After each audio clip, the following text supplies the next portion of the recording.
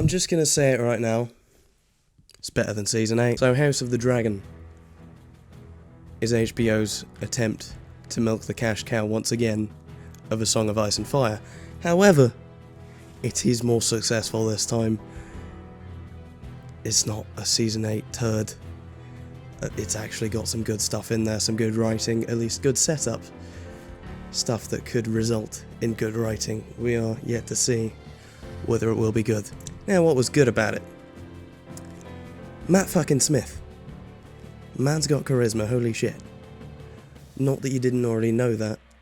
Like, if you know anything about Doctor Who, you'd know the dude has it in spades. But he's not often playing a super evil character. Not to say that his character is super evil, but he is a dick. Moreover, he plays the dick extremely well. And not to a point where it's over the top. He just makes it work. Also, the setup is really good, as I said.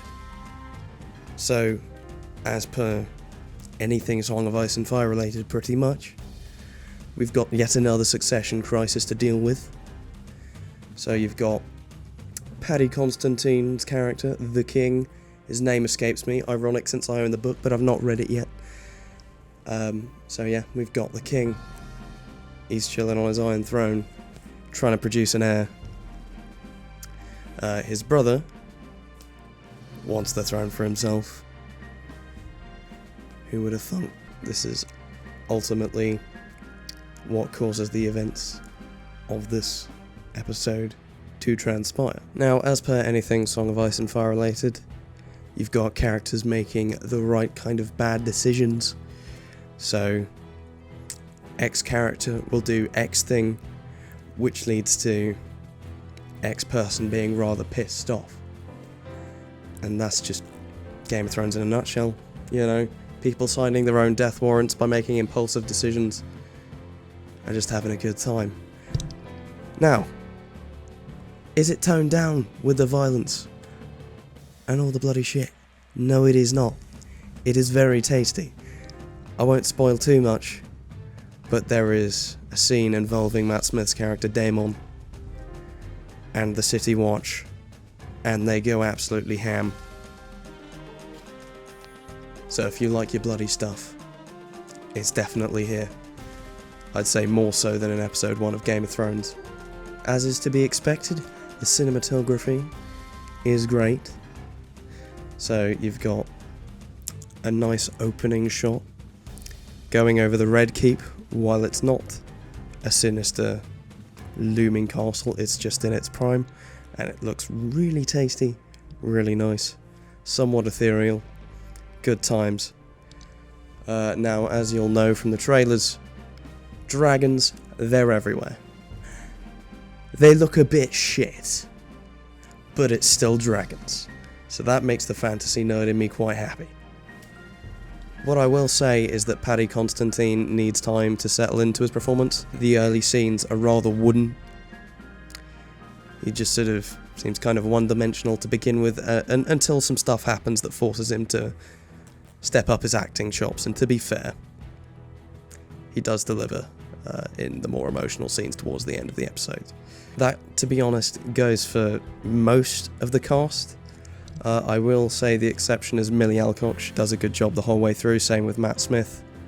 Always charismatic, but the court, they're very wooden. I mean, it is a court, so you'd expect it, but it doesn't feel like they've known each other for years. It's just they're working up the chemistry, and as I say, towards the end it gets better, but there is definitely some stuff that just feels a bit The early scenes do drag. There's a lot of exposition, which is necessary, but maybe there's a bit too much bickering and not enough happening towards the beginning.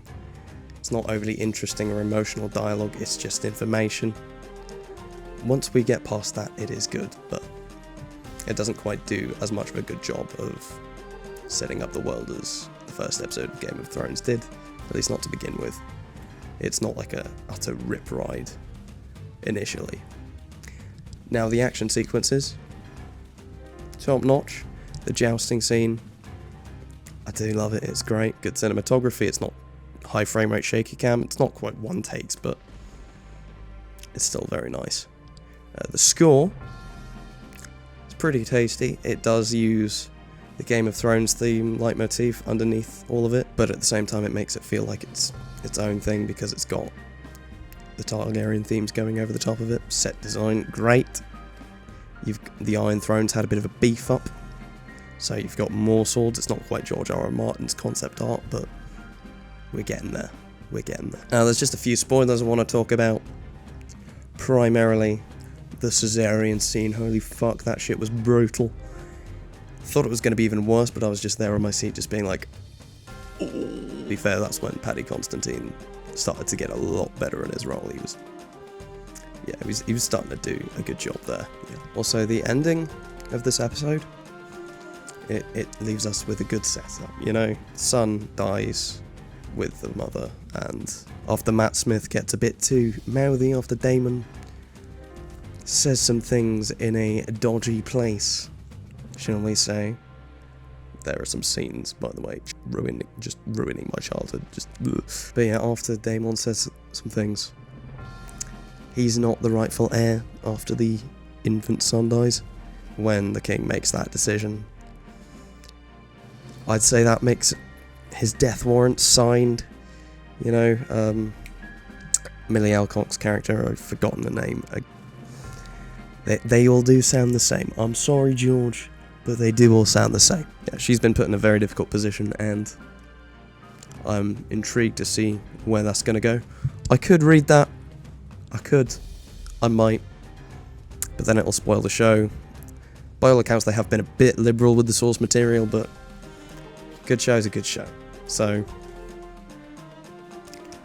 let's find out if the show, for the remainder of its time, is going to be any good. For this one, going to give it a 7.5. There's some things that aren't perfect, but there's also some things that I think are absolutely sick and could push this series to all-time highs, just like Game of Thrones, especially like Season 4. The only thing I do feel like it's lacking is someone as relatable as like Tyrion. Kind of lacking that at the moment, but as the show goes on, I'm sure we'll find that. Let's hope. Anyways, this is me out.